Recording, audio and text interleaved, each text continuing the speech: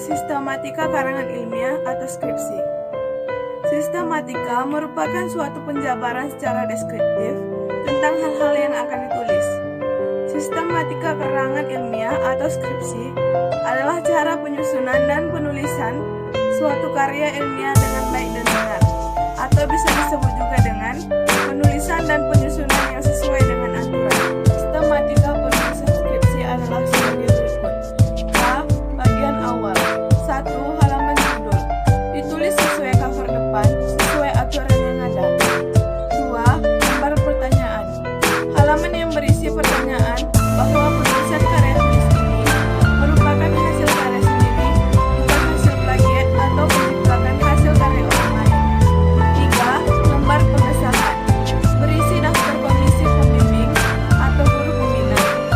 Pada bagian bawah sendiri juga disertai tanda tangan pembimbing.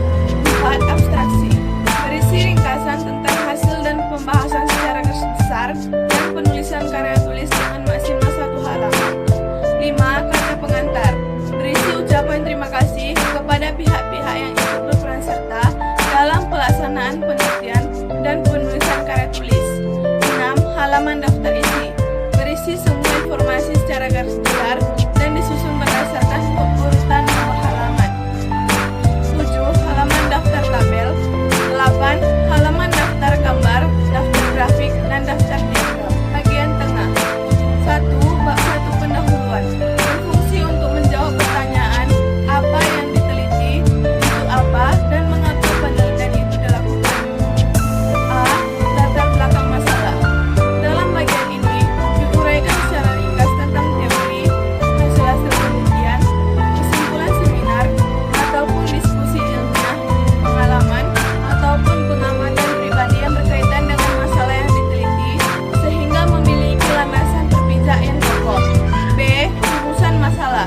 Berfungsi menyatakan secara tersurat pertanyaan-pertanyaan yang dicarikan jawabannya dan disusun secara singkat, padat, jelas, dan dituangkan bentuk kalimatnya. C. Tujuan penelitian. Mengungkapkan sasaran yang ingin dicapai dalam penelitian. D. Hipotesis penelitian. Mengungkapkan jawaban sementara terhadap masalah penelitian. E. Asumsi penelitian. Merupakan anggapan dasar tentang suatu hal yang dijadikan pijakan berpikir dan bertindak dalam melakukan penelitian. F. Kegunaan penelitian. Berisi alasan kelayakan atas masalah yang diteliti. G. Penegasan istilah.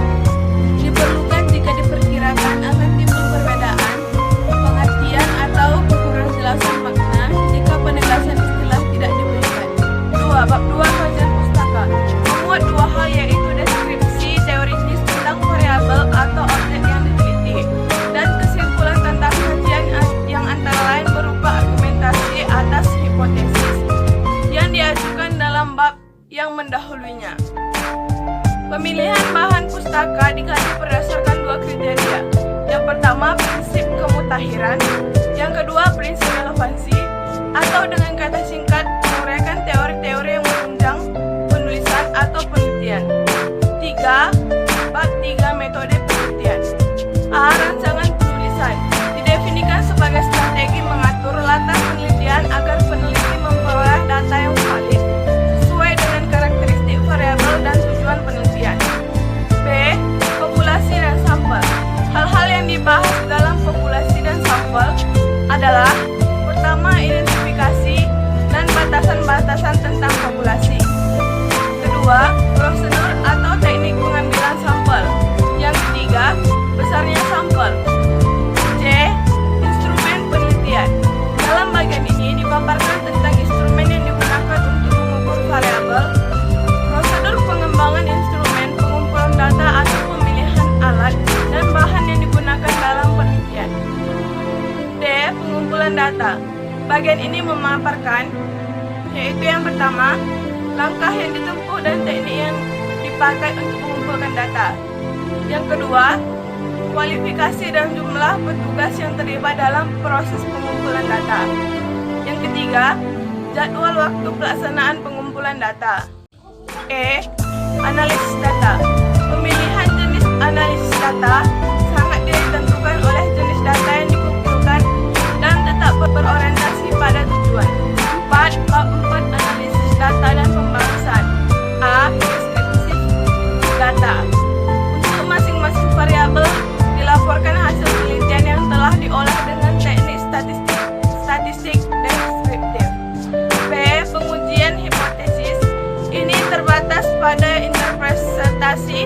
atas angka statistik yang diperoleh dari perhitungan statistik.